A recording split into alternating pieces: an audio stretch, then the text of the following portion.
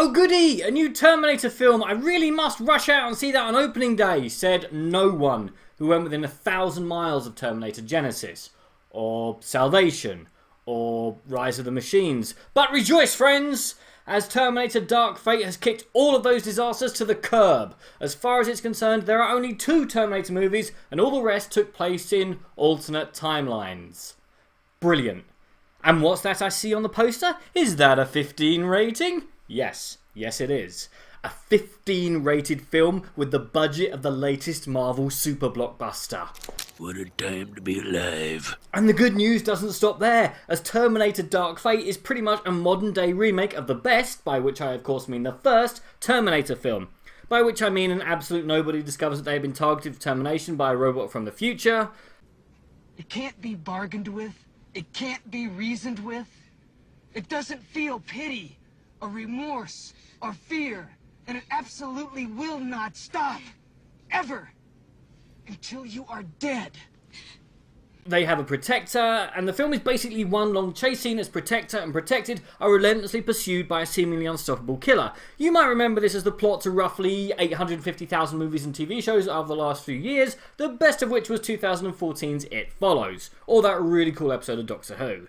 Now, on top of a really simple plot, this film has a budget roughly equivalent to the GDP of a small country. It's directed by the man who also directed Deadpool, it's got a mostly great cast, I'll get back to that, so it should be sit back, relax and enjoy. Right? Not quite. I'll start with the basic issues. Terminator Dark Fate, I just know I'm going to screw up and call it Terminator Dark Phoenix before the end of this review, is just too long. No film which is just a basic chase sequence, needs to be 128 minutes. Even Mad Max Fury Road, Oh, what a day! What a lovely day!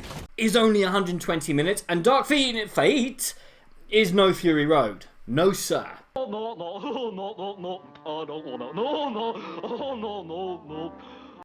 A quick trip to the editor's suite to remove 15 to 20 minutes would have helped this film no end, and they could have done this by removing Arnold Schwarzenegger, apart from the first 4 minutes, which I found pretty jaw-dropping.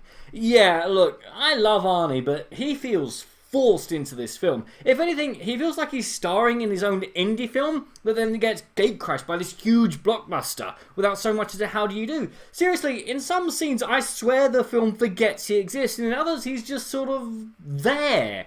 I mean, I get that he has a story arc of his own, but most of it has happened off screen. To be honest, whilst it is something that I would like to have seen here, it just slows down the pace and got me to wondering why not Skynet has sent back an unstoppable killing machine that has no ranged weaponry and keeps forgetting to acquire guns. I wouldn't have minded so much or noticed at all were it not for the fact that our heroes at one point escaped by helicopter via the skin of their teeth, and the evil Terminator, maybe 50 feet away, has no recourse but to shoot them a nasty look and slink away.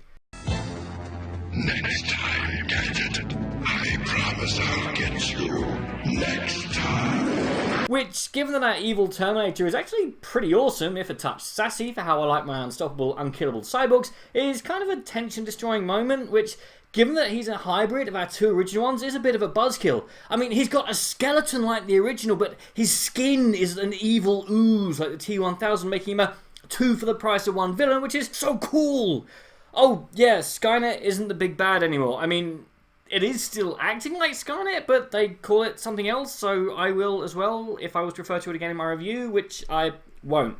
I mean, obviously this film has way too much CGI to the extent that towards the end I was feeling a bit punch drunk. Breaking up the CGI with a practical effect would allow the eye a chance to reset, and always looks and ages better than CGI.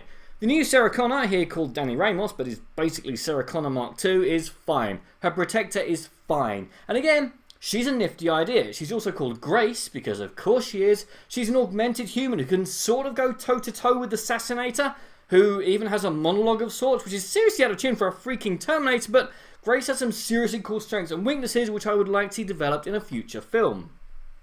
Look, Terminator Dark Fate works on several levels. It's a passing of the torch film, a soft reboot, a thrilling if slightly bloated chase film which somehow stands on its own. It's not perfect, it needs a trip to the editing suite, some less CGI, more practical effects. Its own Terminator needs to be slightly more menacing and less sassy.